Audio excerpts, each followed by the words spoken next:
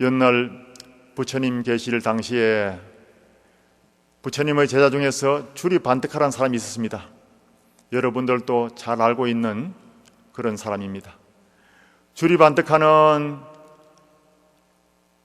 머리가 좀 둔해가지고 그 당시에는 부처님께서 들려주신 법문을 다 이렇게 개송으로 암송을 하고, 또 인도 사람들은 아주 구전으로 전해지는 그런 문화가 발달되기 때문에 개송을 들으면 다 이게 암송을 하는 것이 아주 기본이었습니다. 그런데 주리 반득하는 한 개송도 외우지를 못했던 것입니다. 그래서 대중 스님들한테도 눈치를 보게 되고, 또 같이 출가한 형이 있는데 이 형제는 비구가 보니까 도저히 동생 주리 반득하는 수행을 할 만한 그런 자질이 되지 못한다 해가지고, 반득하야 너는 집에 가서 부모님을 도와서 농사를 짓고 가업을 잇도록 해라 하고는 집에 가도록 해서 그 정사에서 내보냈습니다. 주리 반득하도 가만히 생각해 보니까 참 형이 그렇게 할 만도 하니까 일주문 밖으로 쫓겨나와가지고 그래도 수행하고 싶은 마음이 있는 거예요. 그래서 거기서 훌쩍훌쩍 울고 있었습니다. 나는 전생에 무슨 업을 지어가지고 한 개송도 외우지 못하고 절에서도 쫓겨나야 되는가 하고 울고 있으니까 마침 출타했던 부처님께서 돌아오시면서 보니까 그 제자 중에서 머리가 둔하기로 소문나가지고 다 이름을 알 수 있는 거예요. 그래서 주리 반득하가 울고 있거든요. 주리 반득하야 너는 어찌하여 거기서 울고 있느냐. 아이고 부처님, 저는 머리가 둔해서 부처님의 법문 한 개송도 외우지를 못합니다. 그래서 저희 형제는 비구께서 집에 가서 부모님 농사나 거들다가 가업을 이어라 해서 이렇게 쫓겨나왔습니다. 부처님, 그런데 정말 저는 수행을 하고 싶고 집에 가서 그렇게 가업을 이을 마음은 전혀 없습니다 하고 하소연했습니다. 그때에 부처님께서는 주리 반득하야 나를 따라오너라 하고 데려갔습니다. 부처님 처소로 데려가서 빗자루를 주면서 마당을 설으라 했습니다. 그리고 마루를 닦으라 했습니다. 그리고 주리 반득하는 이제 부처님이 시키니까 아주 지극한 마음으로 마당을 설고 마루를 닦았습니다. 그때 부처님께서는 반득하야 이렇게 도량을 설고 닦으니까 청정해지지 않느냐. 우리도 한 마음 비우고 맑혀서 일심으로 정진하면은 본래 우리 청정한 참된 본성을 깨닫게 되는 것이니라 했습니다. 그리고 부처님 계시는 그 뒷마루에 자선의 자세로 앉으라 했습니다. 정자하고 앉아가지고 주리 반득하야 너는 이제부터 한 개송도 외울 필요가 없느니라. 내가 가르쳐주는 이 방법대로 열심히 참구정진하여라 했습니다. 그리고는 주리 반득하야 허리를 쭉 펴고 온몸의 기운을 다 풀어버리라. 그러면 자연스럽게 몸의 중심이 아랫배가 될 것이다. 아랫배에서 자연스럽게 호흡이 날 것이다. 조용히 마시고 천천히 내쉬거라. 마음은 고요해질 것이고 몸은 편안해질 것이다. 호흡을 마실 때는 아랫배가 불룩해질 것이고 호흡을 내쉴 때는 아랫배가 홀쭉하게 들어갈 것이다. 다른 생각을 하지 말고 오직 일념으로 그것을 관찰하리라 했습니다. 주리 반득하는 부처님 처소에 와가지고 요즘 말로 하면은 특별 과외를 받게 됐으니까 얼마나 행복합니까? 너무도 고맙고 감사해가지고 오직 일념으로 그 호흡이 들어갔다 나왔다는 걸 관찰하면서 일념으로 들어갔던 것입니다. 그렇게 해서 3개월이 지난 후에 부처님, 제가 오늘 개송을 하나 지었습니다 그러거든요. 주리 반득하야 내게 들려줄 수 있느냐. 예 부처님 하고 개송을 턱 읊었는데 그 개송은 평소에 부처님께서 늘 들려주던 개송이었습니다. 주리 반득하야 그것은 내가 늘 너희들에게 들려주던 개송이 아니냐. 아이고 부처님, 저는 전혀 기억은 안 나고 오늘 아침에 떡 떠오르니까 그거 제가 지은 줄 알았습니다 그랬거든요. 또 다른 개송이 생각나는 게 없느냐. 또 있습니다. 그 줄줄이 이제 개송을 막 읊어내는 거예요. 그것이 평소에 들려줬던 부처님의 그 수많은 개성을 주리반득하가 다 기억으로 살려가지고 다 이렇게 읊어낼 수 있는 것입니다. 이것은 무엇과 같으냐면은 우리는 안이위 설신이 육근을 가지고 색생각 미초법, 육진의 경계에 있어서 늘 분별하고 산만한 마음으로 웃고 떠들고 말하고 합니다. 그것은 현재의식이라 그러는데 아주 산란한 마음입니다. 거기서 좀 더 마음을 가라앉히고 잠재의식으로 들어가면은 거기는 뇌파에서도 알파파가 나온다 그럽니다. 그리고 좀 더 깊이 들어가면은 선정의식이 되는데, 그렇게 들어가면은 마치 비유컨대 저 호수에 바람이 일고 풍랑이 일어가지고 물결이 치면은 아무것도 비치지 않지 않습니까? 그런데 거기에 바람이 잠을 자고 파도가 조용해지면은 아주 맑고 고요해지는 수면을 볼 수 있습니다. 그것을 명경지수라 합니다. 거기에는 삼라만상 모든 그림자가 그대로 비춰지는 것입니다. 해와 달도 비치고 나무 그림자도 비치고 고요한 수면을 비추고 있는 그 그림자를 사진을 찍으면 정말 실물처럼 똑같이 나타날 때도 있습니다. 그런 경지에 이르면은 평소에 들었던 법문이 다 떠올라지는 것입니다. 그래서 주리반득하는 얼마가 지나서 심한이 열리고 깨달음을 얻었습니다. 그때에 비구니들이 비구 스님 계시는 처소 주위에 적당한 거리를 두고는 그 도량을 짓고 살았는데, 비구니 스님들은 원래 보름마다 비구 스님을 청해 가서 법문을 듣게 되어 있습니다. 그래서 부처님께 와서 이번에는 어느 스님을 청해 갈까요? 하고 여쭈었습니다. 이제 기대하기로는 뭐 사리불, 목걸련, 가섭존자 이렇게 훌륭한 스님 모셔가겠다 싶어서 왔는데, 이번에는 저 주리반득하를 모셔가거라 했습니다. 그래서 이제 예 하고는 주리반득하 스님 이번 보름날에는 우리 절에 와서 법문을 해주세요 하고 갔습니다. 그래 비구니 스님들 궁금해가지고 이번에는 누가 온답니까 하고 물으니까 이번에는 주리반득하가 온다 하더라 하기는, 아이고 그 바보 축기가 와서 뭐라 한대요 하고는 비구니 스님들이 깔깔깔 웃고는 그렇게 했습니다. 보름이 되어서 주리반득하는 의젓한 모습으로 가서 법문을 했습니다. 그 법문을 듣고 비구니 스님들은 마음속으로 많이 부끄러웠습니다. 평소에 바보 축구라고 늘 마음속으로 좀 그렇게 생각하던 스님이 부처님께 특별 지도를 받고 있다는 소문은 들었는데 몇 달 사이에 이렇게 달라지고 이렇게 거룩한 스님이 되어 왔으니까 얼마나 마음속으로 부끄럽게 생각하고 참여를 했겠습니까?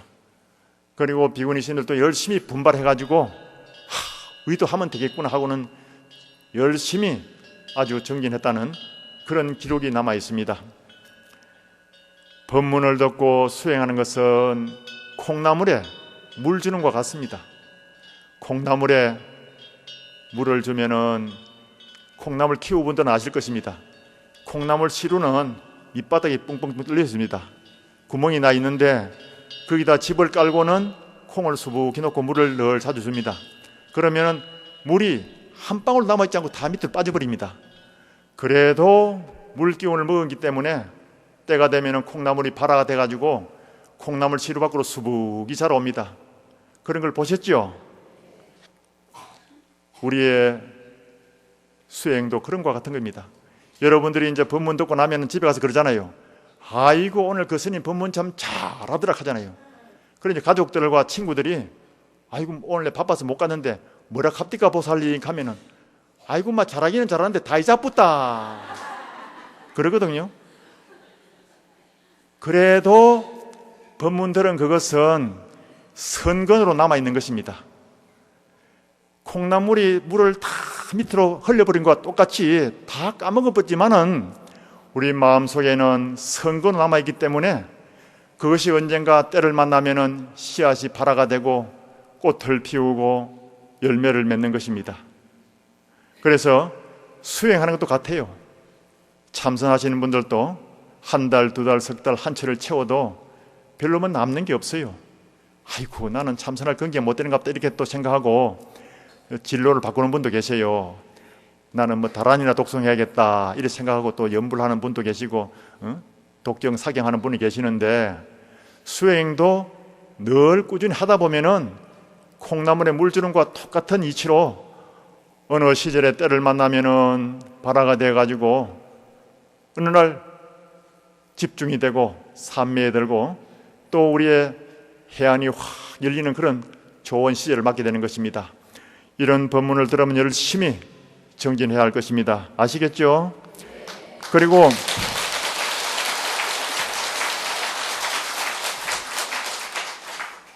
인도에 거지 성자 까비르라는 사람이 살았습니다. 이 사람은 기록에 의하면 처음에는 하천민으로 태어나가지고 직물공으로 살기도 했는데, 나중에 어느 한 수행자가 나무 밑에서 거룩하게 명상에 잠겨 있는 것을 보고는 당신은 여기서 어떤 생각을 하고 계십니까? 하고 물었습니다. 그래서 수행자가 나는 인생을 참고하고 있는 것입니다. 그랬어요. 어떻게 참고하는데요? 우리의 인생이라는 것은 태어남은 한 조각 구름이 일어나는 것이요, 죽음은 한 조각 구름이 사라짐과 같도다. 그러나 구름은 실체가 없는 것이니라. 우리의 인생도 이와 같은 것이다. 인연따라 태어나고 인연따라 죽음을 맞이하지만은 그 실체는 없는 것이다. 그래서 마음을 비우고 모든 집착을 털어버리고 이 몸뚱이 끌고 다니는 이 한 물건이 과연 무엇인가 하고 참고하고 있는 것이다. 그랬습니다. 이렇게 참고하다 보면은 집중이 쌓이면은 깊은 선정삼매 속에서 깨달음을 얻게 된다. 그랬습니다. 그때 이 까비르는 저도 그런 수행을 할 수 있습니까? 물었습니다. 그 수행자가 말하기를 모든 사람들은 수행을 할 수 있다. 그리고 깨달음도 얻을 수 있다. 분명한 그 대답을 듣고는 이 까비르는 여기 다니면서 걸식을 하면서 이제 수행자처럼 그렇게 살았습니다. 이제 인도에 가면은 참 지금도 걸식하는 사람들이 참 많습니다. 그렇게 걸식하며 다니면서도 순간순간 이 몸뚱이 끌고 다니는 이것이 무엇인가? 과연 나는 누구인가? 이 무엇인가 하고 참고정진했습니다. 때로는 국을 하러 가는 것도 잊어버리고 어두컴히 앉아가지고 선정에 잠기기도 하고, 또 동료 거지들이 얻어온 밥을 나누어 먹기도 하고, 그렇게 하면서 오직 열심히 정진했습니다. 왜냐하면은 내가 다시 또 태어난다 하더라도 지은 복이 없어가지고 또 거지로 태어나서 살아갈 것이 아닌가, 이런 생각을 하니까 정말 수행을 해서 깨달아가지고 모든 업을 털쳐버리고 내 마음의 주인공을 깨달아서 해탈하고 싶거든요. 그래서 오직 열심히 참고정진을 했던 것입니다. 그러던 어느 날 봄을 맞아가지고 동료 거지들이 저 어디에 정원이 아름답게 있는데 거기에 꽃이 피었다더라. 우리 꽃구경 가자 하고 다 몰려갑니다. 그런데 까비르가 앉아있으니까 여보게 까비로 꽃구경 가, 꽃이 피었대 하고 외치는 소리를 들었습니다. 그때에 이 까비르가 눈이 확 열리면서 한 소식을 했습니다. 그리고는 외쳤습니다. 벗시여, 꽃을 보러 정원으로 나가지 말라. 그럴 필요는 없다. 그대의 몸 안에 꽃들이 만발한 정원이 있다. 그 아름다움을 보라 했습니다. 이 얼마나 통쾌합니까? 일념으로 참고하던 거지가 어느 날 눈이 열리고 깨달음을 얻어가지고 해탈의 외침을 소리쳐 크게 이렇게 노래했던 것입니다. 그래서 까비르는 영적인 시를 참 많이 남겼습니다. 인도 사람들은 그것을 받아들여 가지고 마음에 참 법문으로 새기고 많이 구전으로 까비르가 지은 시를 외우고 다니고 또 전해주고 했습니다. 현대에 와서 인도의 시성이라 불리는 타고르가 까비르의 시를 모아가지고 영문으로 책을 내었습니다.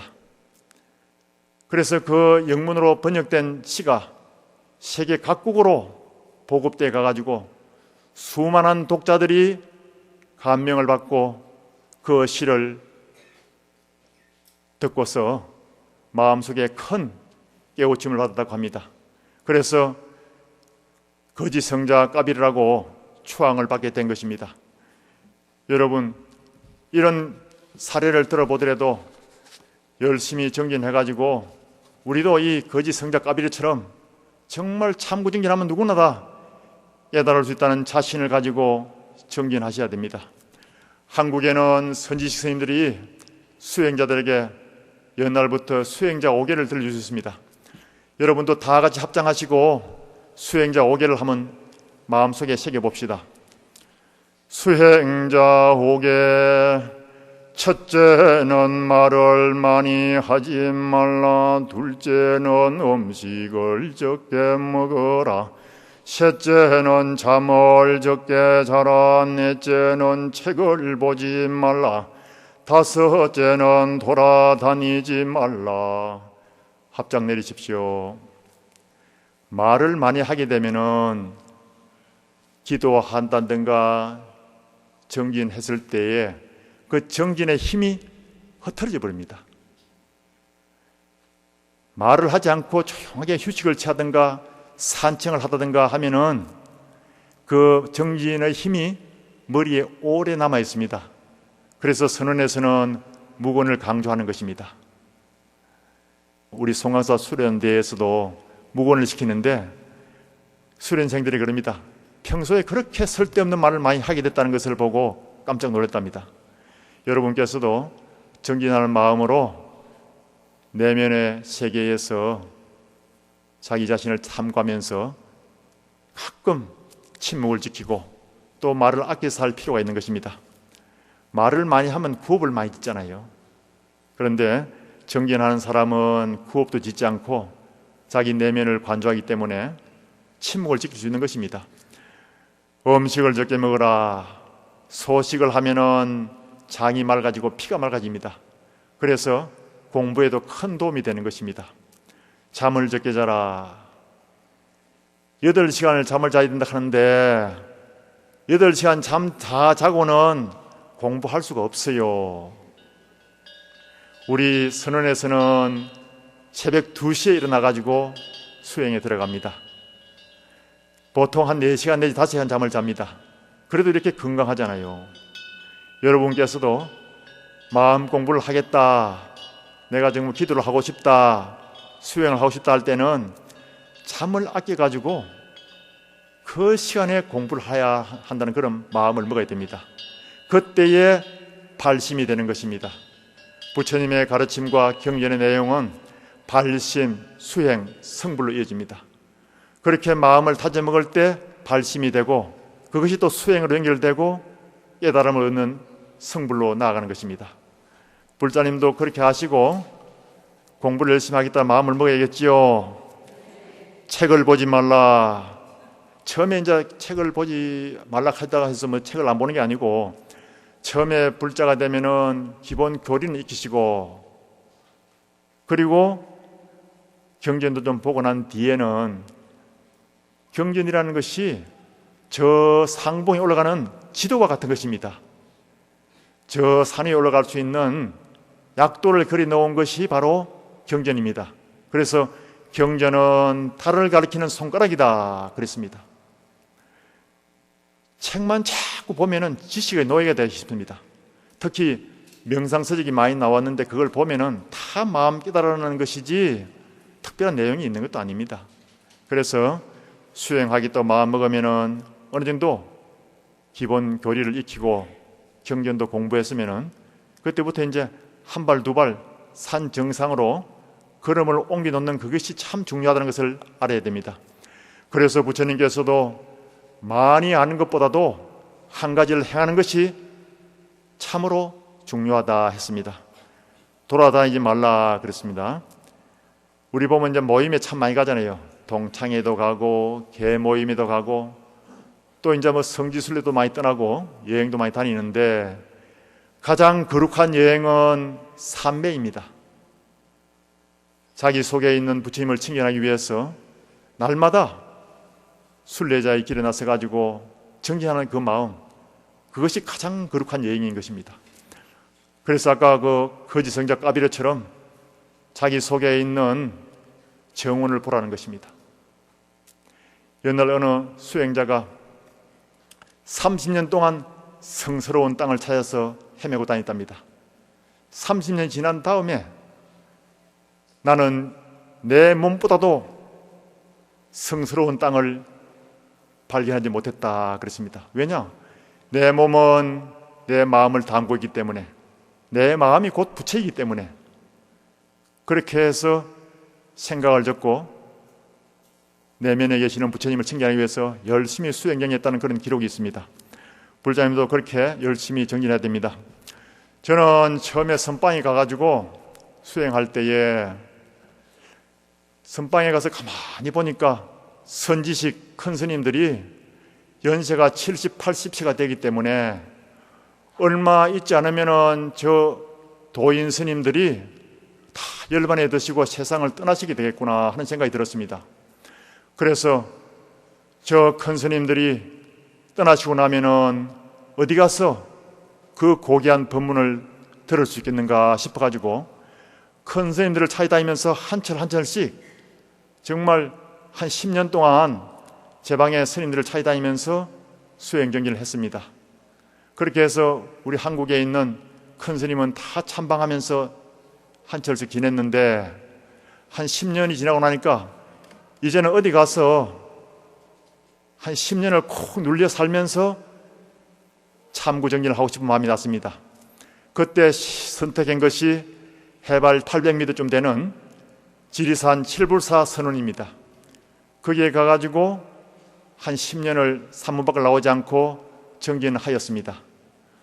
그리고 10년을 마치고 난 다음 날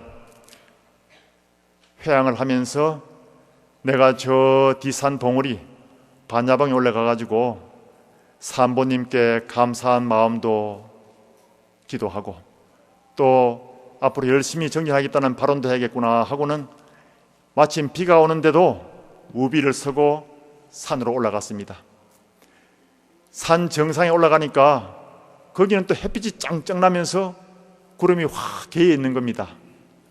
반야봉 정상에 올라서니까 구름이 쫙 깔려 있는데 드문드문 저 먼 산 봉우리만 보이는 겁니다. 그런데 발목 밑으로 구름이 파도처럼 지나가는데 그 운무가 너무도 아름다운 겁니다.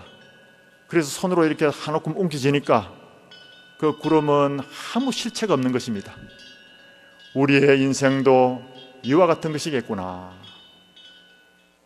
꿈을 깨고 나면 아무것도 없는 것 같이 우리 인생도 이와 같이 아무 실체가 없는 것이구나 하는 그런 느낌이 왔습니다. 그리고 반야봉 정상에서 반야송을 하나 턱 지어 불렸습니다. 그때 멀리 산봉우리가 구름 속에 잠겨 있는데 그 운해를 바라보면서 불른 반야송을 오늘 이 자리에 한번 불러보고 싶습니다. 어떻습니까?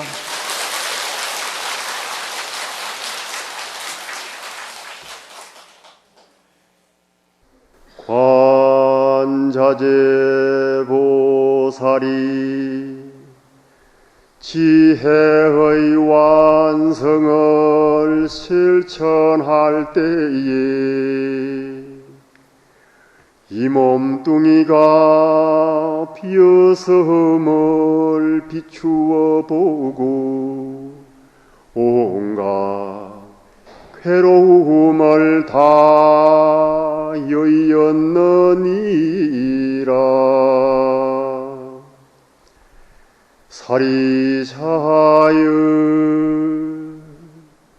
사리자여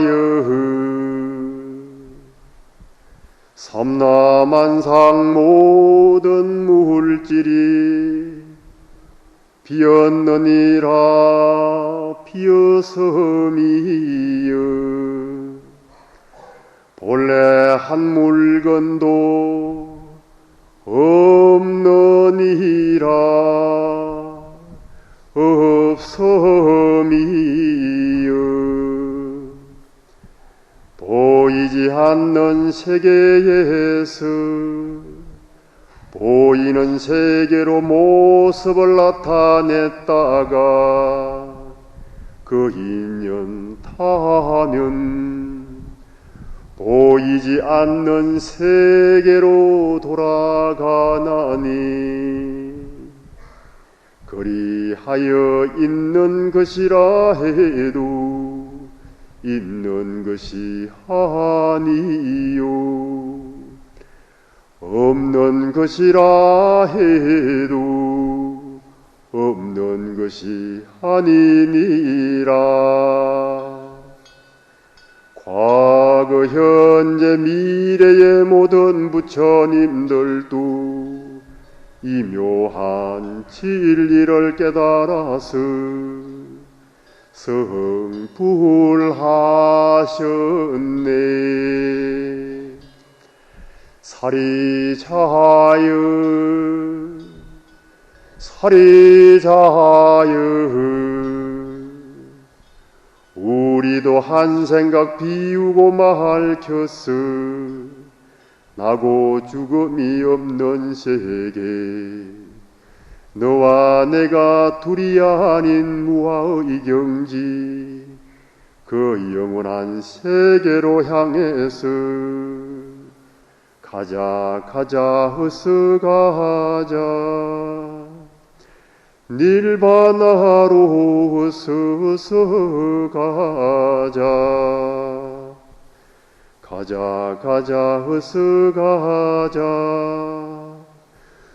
본래 청정하고 흔들림 없고 영원하고 지혜와 덕성이 부족한 마음의 고향으로 어서 가자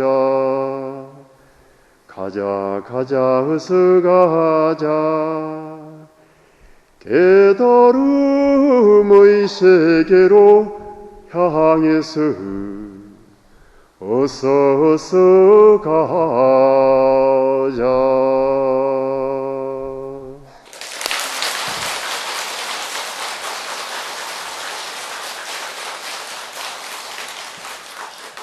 이렇게 해서 지리산 올라가서 그 운해 속에서 저기저기 보이는 산 봉우리를 바라보면서 마음속으로 간절히 사모님께 기원하고 회향을 했습니다. 금강경은 공덕의 경이라 합니다. 부처님께서 말씀하시기를 이 세상에서 가장 큰 공덕은 삶의 덧없음에 깊은 통찰력을 키우는 것이라고 하셨습니다. 금강경에 가장 중요하고 또 수많은 칠보를 채워서 보시는 것보다 낫다고 한 개송들이 그 내용을 요약하면은 함이 있는 유의법은 참으로 허망하고 무상하고 덧없다는 것을 일깨워주고 있습니다. 우리 불자님들은 함이 없는 무의법, 마음법을 공부하기 때문에 실다운 것입니다. 모두 다 금강경을 공부하시고 또 부처님의 정법을 수행 정리하겠다는 원을 세우시고 일념으로 저 닐바나의 세계를 향해서 정진하시고 또 정리하시기를 바라면서 법문을 마치겠습니다.